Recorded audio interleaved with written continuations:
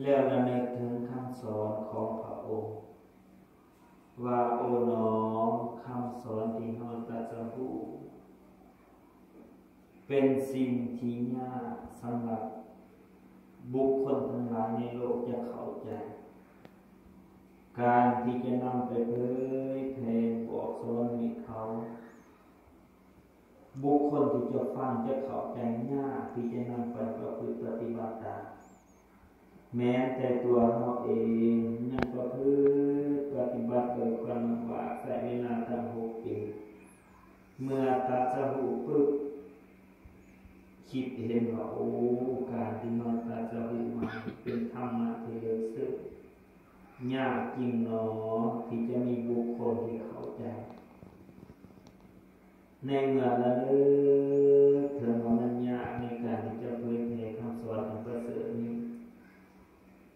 ท้าวมหาพรหมผู้ความคิดของพระสัมมาสัมพุทธเจ้าเสด็จลงมาจาก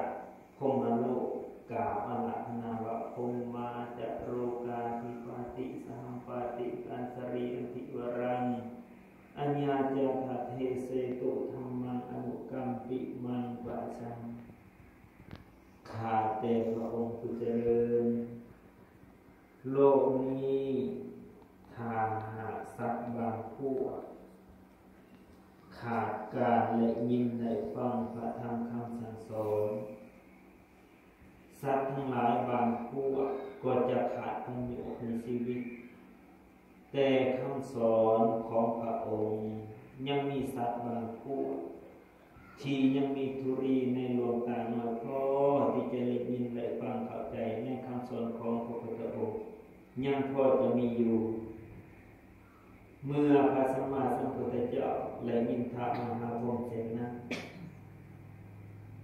ก็ระลึกถึงวัวสีเหล่าทรงอุปมาว่าหนึ่งอุคติตัญญูคำสอนที่กล่าวออกมาโดยย่อสามารถเข้าใจนั้นสองวิปจิตัญญู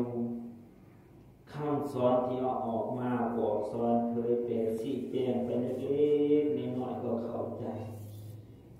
สามนัยยะ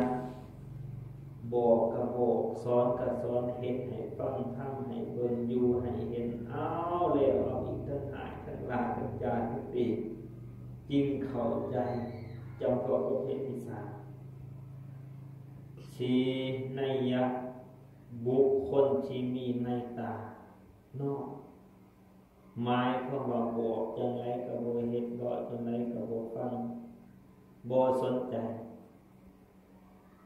เป็นยังอาตมาจึงนำเอาหัวข้อธรรมที่กล่าวถึงว่าเป็นการเผยแผ่ในญาณสุภสิทธิ์โบราณเคยกล่าวชื่อว่าลงบ่มีไม้สิเอาหยังมาเป็นป่าชื่อว่าวัดว่าบ่มีพระสงฆ์องค์เจ้ามันสิมาอยู่บ่ไหนวัดไรก็ตามแม้จะสร้างวัดว่าอาหารศาลาโรงธรรมหอแจกกินมากำแพงแม้จะเอาทองคำมาสร้างแต่ถ้าหากบุคคลบ่มีศรัทธาวัดว่านั้นก็เป็นวัดว่าที่ห่างเปล่าบ่มีพระสงฆ์องค์เจ้าคำสอนของพระสัมมาสัมพุทธเจ้าก็บ่มีใครรู้ยาวว่าแต่เอาทองคำมาสร้างเอาเพชรนินจินดาที่ราคาสูงที่สุดทุกคนที่มาสร้างก็บ่สามารถเข้าถึงคำสอนได้นอกจากจะมีพระสงฆ์องค์เจ้าที่เรียนศึกษาเอาธรรมะวินัยออกมาเผยแผ่ฉะนั้นคำสอนของพระพุทธองค์นี้พวกเราทั้งหลาย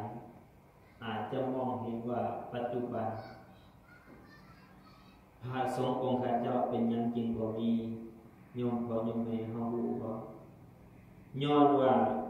คนบ่มีศรัทธาเป็นอย่างที่ว่าย้อนคนบ่มีศรัทธาพระพุทธเจ้าบอกว่าเมื่อไรที่เขาได้ยินได้ฟังเมื่อเขามีศรัทธาแล้วอยากจะปฏิบัติตามบุคคลไหนที่ปฏิบัติตามนั้นเราบุคคลมีศรัทธา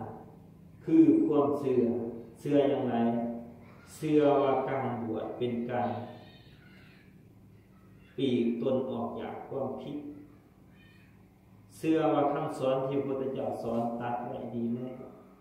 โอกาสที่จะสละอุทิศตนเพื่อพระพุทธศาสนาเป็นชีวิตที่ประเสริฐถ้าหากบุคคลมาเชื่อว่าคำสอนของพระพุทธเจ้าดีจริงผู้มีผัวกสิปาผัวมาบวชผู้มีกสิปาเมียมาบวชเชื่อมั่นถึงขนาดนั้นย่อมสละอุทิศชีวิตตนให้แก่พระศาสนาเดินย่อมไม่ถูกทั้งหลายนางนี้ไปถามประตูอยู่เรื่อยอะไรเลยพิสูจน์ศรัทธาของประตูเข้าไปประตูเอ้ยยายเอ้ยเจ้าศรัทธาบอกในคำสอนของพระพุทธเจ้าถามประตูเอากระชับผ้าอยู่ถามพระเจ้าบวชให้ใครแล้วบอกวัดบ้านเฮานี่บ่มีพระจะพอองค์เดียวบวชให้บ่มีโมเป็นเพื่อนกันบวชให้ได้บ่ทำประตูว่าองค์บวชบ่ได้แสดงว่าศรัทธาของบ่มากพอ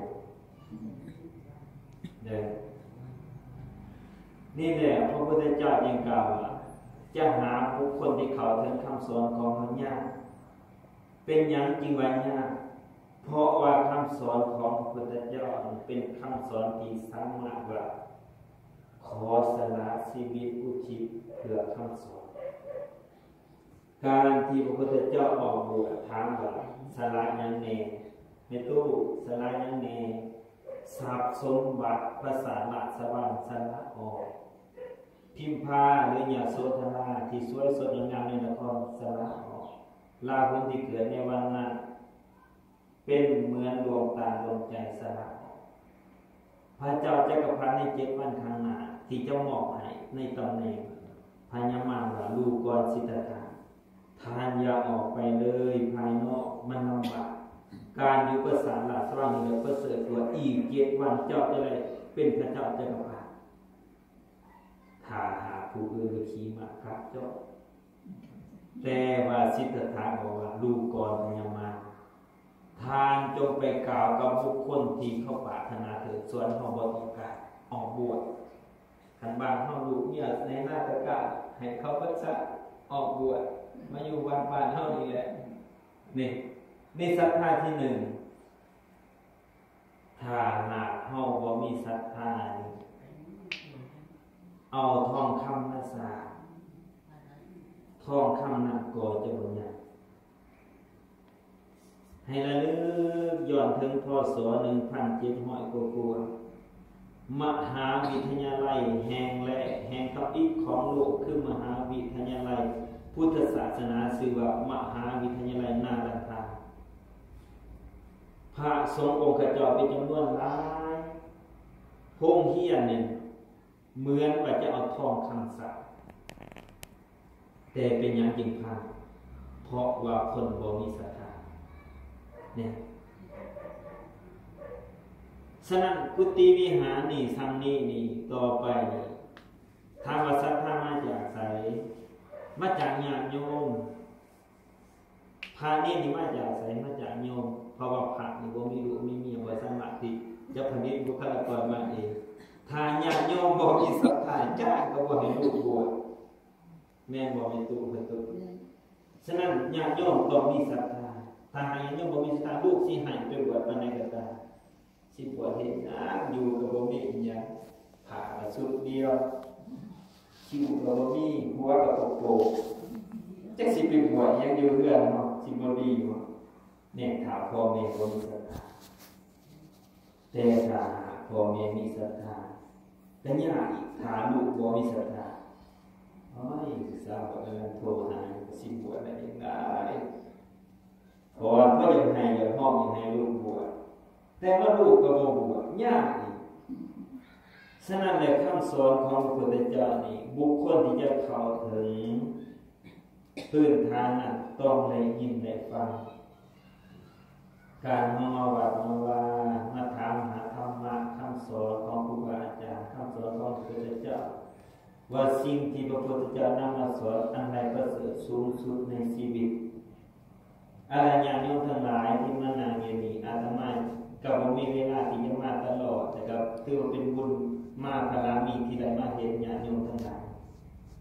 อยากจะสรุปคำสอนทั้งหมดในทางพุทธศาสนาให้ญาติโยมทั้งหลายได้ฟังเพราะว่าเราอาจจะได้ยินหรือได้ฟังอะไรแต่สรุปหลายอยู่3 ประการคำสอนของพุทธศาสนาของเราทั้งหมด 84,000 พระธรรมขันธ์พระไตรปิฎก45 เล่มนับหนาหลาย 21,926 หน้าหรือ29 หน้าคำสอนในทางพุทธศาสนาหลายพวกแต่สรุปหลายอยู่ที่3 ประการ 1. สัพพปาปัสสะอาการณะสรุปว่าพุทธศาสนาของเราสอนบ่ให้ทำความชั่วทางกายทางวาจาทางใจแม้แต่ความคิดบ่ให้คิดชั่วบ่ให้เว้าชั่วและบ่ให้ทำชั่วนี่ข้อที่ 1 2. กุศลสุปสัมปทาการทำความดีให้ถึงพร้อมกายต้องทำดีเว้าจาต้องเว้าดีความคิดจิตใจต้องคิดดีนี่ให้เว้นจากความชั่วให้ทำความดี 3. สัจจิตตปริโยทปนังการสำระจิตของเราให้ผ่องใสอยู่ตลอดเวลาให้ปราศจากความโลภความโกรธความหลงความอาฆาตพยาบาทบาดหมางกันบ่อิจฉาพยาบาทจองหาจองเวรกันอยู่นำผัวจะมีจิตใจผ่องใสบ่อิจฉาบ่อยากหาอยากลาอยากฆ่าอยากตีอยู่นำลูกนำหลานก็จิตใจเบิกบานบ่หายบ่ลาบ่วางบ่จมจิตใจนั้นผ่องใสเป็นคำสอนของพระพุทธเจ้าเอตังพุทธานาศาสนานี่คือคำสอนของพระพุทธเจ้าทั้งหลายถามว่าเป็นอย่างชีวิตเราต้องเว้นจากความชั่วตึงตั้งในคุณงามความดีเพราะว่าทุกคนที่เกิดขึ้นมาในโลก 1. ปรารถนาความสุขก่อนจะมีความสุขแสดงว่าทุกคนต้องคิดดีเว้าดีและกระทำดีผัวเมียกันกันหักแพ่งกันจะอยู่ร่วมกันยังมีความสุขต้องมี3 อย่างนะ 1. กระทำดีต่อกันทั้งกายทั้งตัวหน้าในรับหลัง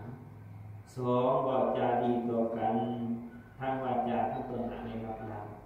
3. จิตใจซื่อตรงบ่นอกอิดนอกจิตนอกใจทั้งตัวหน้าและรับหลังถ้าหากผัวเมียมาอยู่รวมกันอย่าง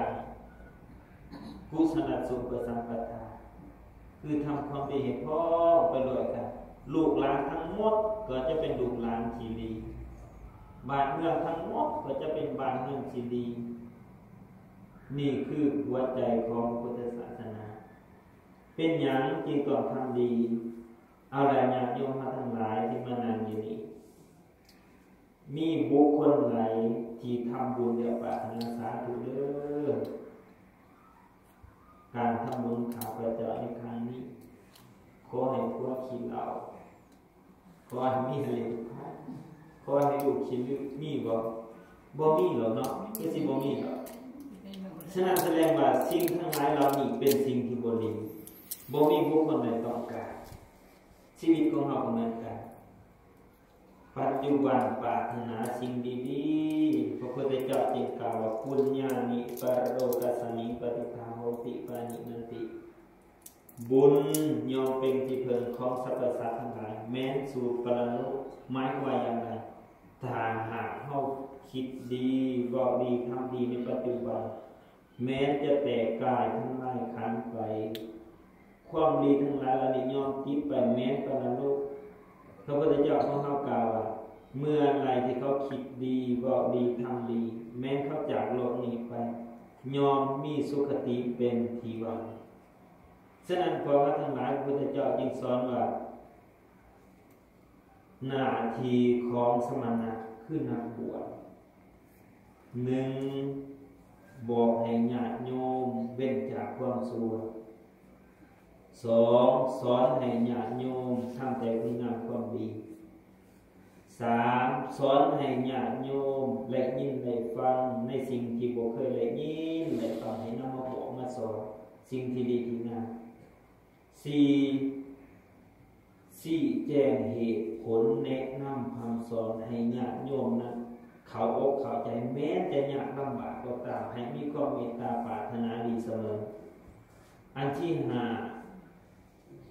บอกทางสวรรค์ให้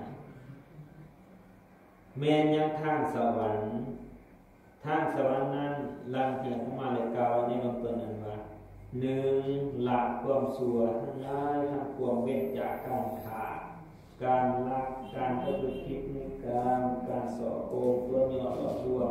เว้นจากการลืมสุรายาเมาอันเป็นเหตุให้เกิดความประมาทนั่นแหละทางหากเข้าถือพุทธศาสนาตั้งมั่นไว้ในศีลห้าอย่างสมบูรณ์พระพุทธเจ้าก็กล่าวว่าบุคคลคนนั้นสื่อว่านำไปปฏิสถานไว้ดีแล้วอยู่บนสวรรค์เนี่ยญาติโยมทั้งหลายนี่อยากพิสูจน์ตนเองว่าการที่เฮาเชื่อถือพุทธศาสนานี่เฮาสิพ้นแล้วหรือยังจากว่าพระพุทธเจ้าบอกว่าบุคคลใดมีธรรม4ประการนี้พยากรณ์ตนเองว่าพ้นแล้วจากนรกฟังเลยญาติโยมถ้าหากญาติโยมมีธรรม4ประการนี้บอกง่ายๆว่าคอนเฟิร์มชีวิตพ้นจากนรกหนึ่งศรัทธามั่นคงบ่หวั่นไหวในพระรัตนตรัยญาติโยมทั้งหลายที่นั่งอยู่ถ้าเขาบอกว่าใจจะถือเรื่องพระคุณคำสอนนั้นบ่ดีพระสงฆ์ก็บ่ดีวัดอย่าไปวัดอย่าเข้าพระเจ้าอย่านกถ้าญาติโยมว่าข่อยบ่เอาจ้างเขาเท่าไรข่อยบ่เอานี่ศรัทธาบ่หวั่นไหวที่นี่สองศีลสัมปทาศีลห้าสมบูรณ์กวดเบิ่งเด้อญาติโยมกวดเบิ่งชีวิตของเราชีวิตของเราในการดำรงชีวิตหนึ่งเว้นจากการขาดหรือยังสองเว้นจากการหลับหรือยังสามเว้นจากการประพฤติผิดในการหรือยังสี่เว้นจากการตัวย่อหลอกลวงส่อโกงหลอกยุยงให้เขาผิดเถียงกันหรือยังหาเว้นจากการดื่มสุรายาเมาหรือยังถ้าญาติโยมเห็นปุ๊บสมบูรณ์มั่นใจเลยว่าคุณสมบัติข้อที่สองนี้เป็นจริงที่วงบอกว่าเฮามั่นคงแน่สามจาคะสัมปทาเป็นผู้มีจิตใจเสียสละแบ่งปันในสังคมให้ลูกมีขนมข้าวปลาอาหารให้บัดว่าพุทธศาสนาเรื่องกิรณาปัจจัยยารักษาโรคยังพระสงฆ์เป็นเจ้าเจ็บป่วยหรือเพื่อนฝูงทหารในการอยู่ในบ้านรวมกันยังเจ็บยังเป็นเบิ่งแง่การโมขีดีขีตะเนียวหักแข่งกันเป็นจิตหนึ่งใจเดียวยากหักสัมปทานถ้ายังมีข้อที่สามมั่นใจถึงไปว่าโอ้การนี้จะพ้นจากนรกเดิมจะสมบูรณ์แล้ว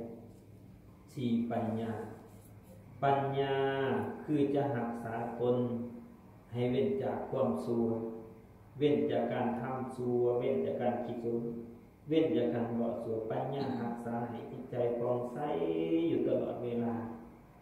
ถ้าญาติโยมมีธรรม4ประการดังกล่าวมาพระพุทธเจ้ากล่าวว่าภิกขุทั้งหลายบุคคลเราใดมีธรรม4ประการดังที่เราตถาคตกล่าวมานี้บุคคลนั้นควรที่จะพยากรณ์ตนเองว่าหน้าโรคสิ้นแล้ว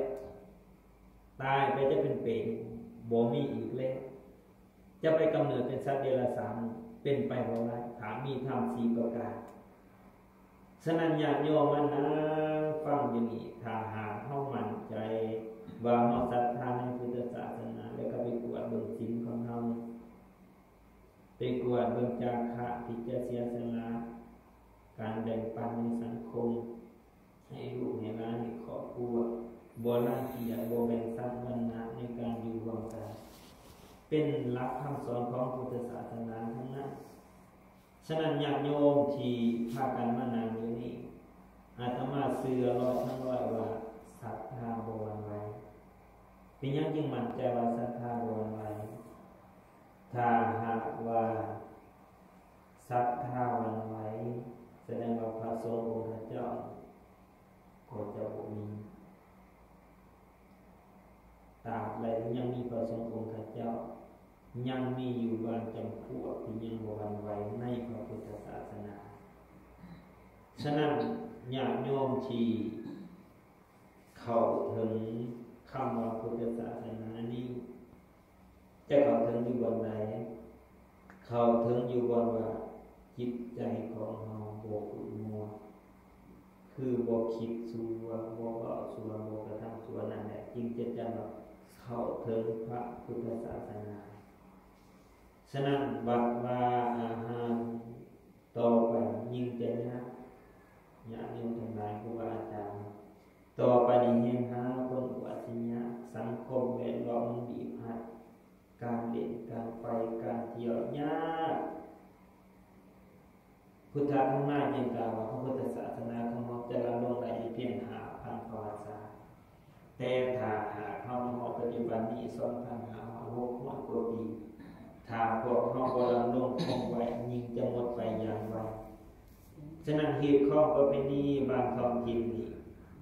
มันก็จะแตกต่างกันเนาะแม่นบ่เนี่ยเนาะไปทางนั้นก็จะแตกต่างไปทางนี้ก็จะแตกต่างเมื่อไต่ไปเมื่อแตกต่างกันหมดเพราะเหตุใดเพราะว่าเฮายังบ่ทันเข้าไปศึกษาในคำสอนของพุทธศาสนาอย่างแท้จริงมันจึงแตกต่างกันไปคัมภีร์ตัวเดียวศาสนาองค์เดียวพุทธเจ้าองค์เดียวแต่เป็นยังยิ่งแตกต่างกันไปเพราะว่าศึกษาโดยอยู่ในเป้าหมายเดียวกันมันจึงมีเหตุของประเพณีแตกต่างกันไปฉะนั้นเรื่องเหตุของประเพณีนี้อยากจะสรุปให้ญาติโยมทั้งหลายได้ฟังว่าเหตุของประเพณีอย่างไรที่บ่ผิด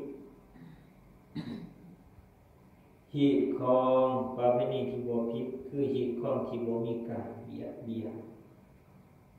ถามว่าเบียดเบียนอยู่วันไหนเบียดเบียนอยู่3อย่าง1เหตุของประเพณีที่บ่กระทำผิดทางกาย2เหตุของประเพณีที่บ่กระทำผิดทางการวาจา3เหตุของประเพณีที่บ่ผิดทางด้านจิตใจที่บ่คิดร้ายกันทำร้ายกันนั่นแหละเป็นเหตุของที่ถูกต้องนี่วาจาก็ถูกต้องกระทำต่อกันก็ถูกต้องเป็นประเพณีที่บ่ผิดนี่สรุปว่ามื้อนี้อาตมาภาพดีใจที่มาเลยความบังเอิญมาเลยก็ยิ่งกว่าฝันเกินฝันที่บ่อาจจะคิดว่าจะได้มีโอกาสมานานอยู่สถานที่นี้ก็ขอแสดงความภาคภูมิใจที่พ่อแม่ครูบาอาจารย์ให้การต้อนรับและก็น้องสามเณรที่ให้ความเคารพเป็นระบบระเบียบนะครับเฒ่าแก่โยมพ่อโยมแม่ทุกคนที่ได้มานั่งฟังในการต้อนรับโดยความอบอุ่นทั้งกายและจิตใจก็ขออนุโมทนาให้โยมพ่อโยมแม่เฒ่าแก่และครูบาอาจารย์ทุกคนจงเป็นผู้มั่นคงในพระรัตนตรัยรักษาไว้ซึ่งหิคองที่ดีที่งามในคำสอนของพุทธศาสนาที่จะเห็นให้พวกเราทั้งหลายไปสู่สุคติโมทุกคนนั้นต้องอาศัยวัดอาศัยโยมฉะนั้นสุภาษิตที่อาตมาได้ยกไว้ในเบื้องต้นนั้นว่าสายพระธรรมบ่หยุดย่อหากสืบต่อเนื่องแน่สืบทอดแทนเพียงถนอมกองกลุ่มเกี่ยวฝันสายสัมพันธ์พงเสื้อเพื่อเลื่อนบรุษลาสายศรัทธาบ่เสื่อมเสาธรรมพระเจ้าบ่เสื่อมสูญ